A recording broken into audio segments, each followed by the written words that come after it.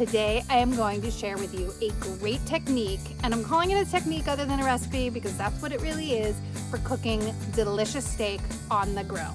So the first thing you want to do is get your steak to be room temp, so take it out about a half an hour before you're going to cook and season it really nicely. But before you do that, wasn't actually the first thing, heat your grill. I'm using a charcoal grill, so get your coals. They should be nice and ashy looking on top. And you want to have a grill for a steak that's an 1.5 inches thick. You want to have like a medium high heat, so you should be able to hold your hand above the grill for like 5 to 8 seconds.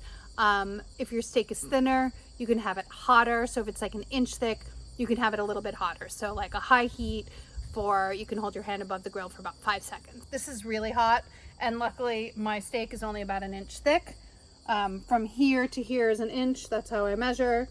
It's about 1 inch thick.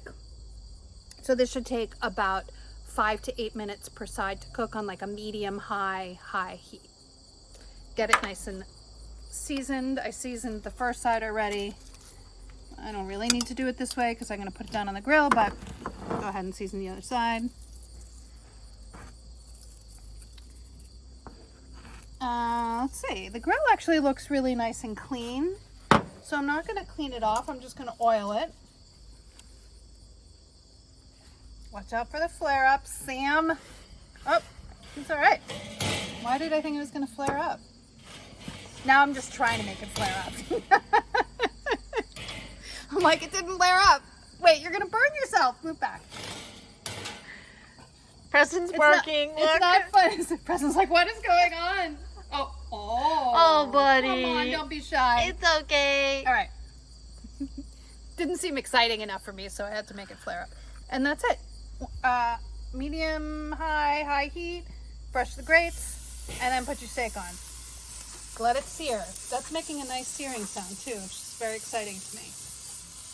This is probably going to take less than 8 minutes because, like I said, it's thinner than the recipe calls for. On our website, we actually have timings for a lot of different thicknesses of steak. Look up grilling guides and you'll find all of them there. But the key is you want to have a heat that is not too hot for the thickness of the steak. The thicker it is, you want to start hot, but then maybe move it to someplace like a little like medium hot so that it doesn't burn before it's cooked through. And obviously you're cooking it to the temperature you want.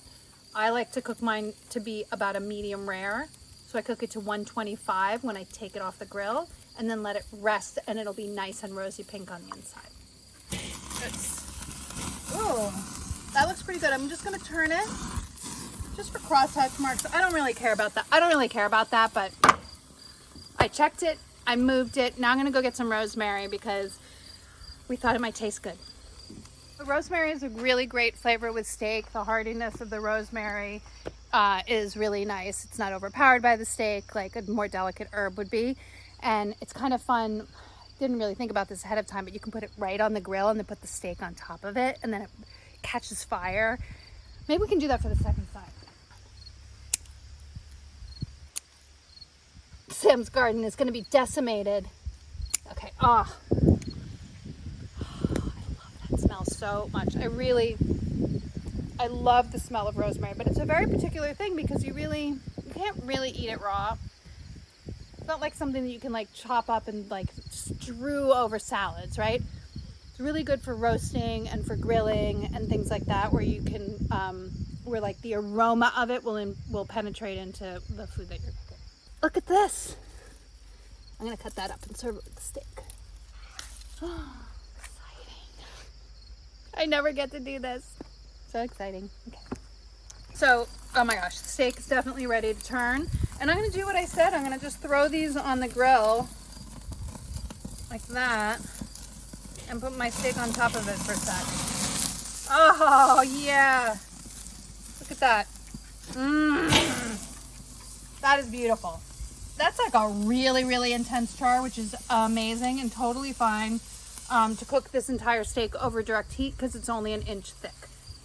But if you had something much thicker, you might want to get a sear like this and then move it to a much cooler spot on the grill and then cover it. So like 1.5 inch or 2 inch thick steaks, sometimes you do that.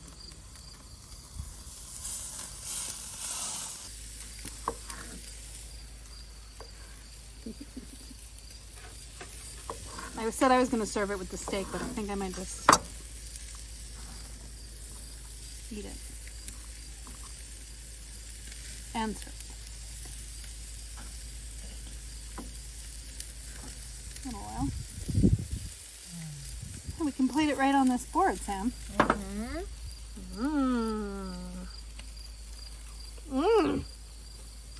The most delicious thing ever.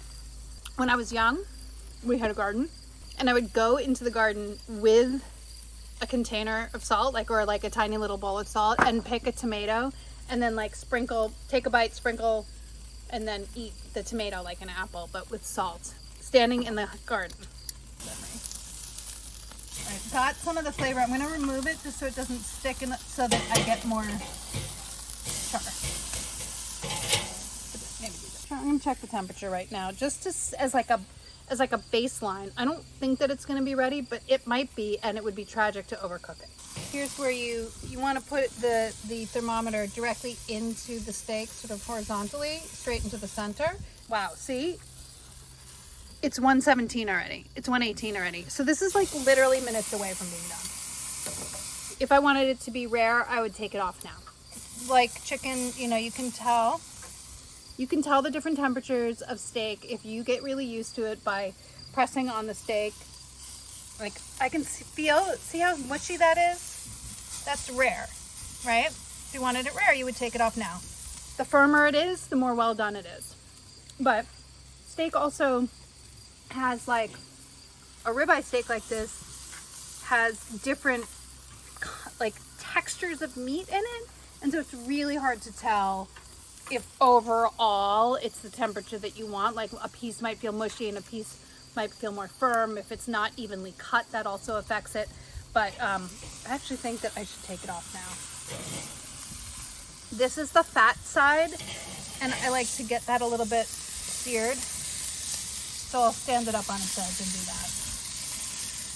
Be careful because it can be pretty hot. When I took the temp before, it was 118, so now I'm going to take it off. It's probably 125, and you want to let it rest. Normally we say to rest a steak for about 10 minutes. I would say the thinner it is, the less time it needs to rest, so this one probably needs 5-7 minutes, something like that. Okay, after it's had time to rest, slice it up and eat it up. Oh my gosh. The rosemary flavor really came through. I highly recommend adding a sprig of rosemary underneath the steak on the second side. You will not regret it.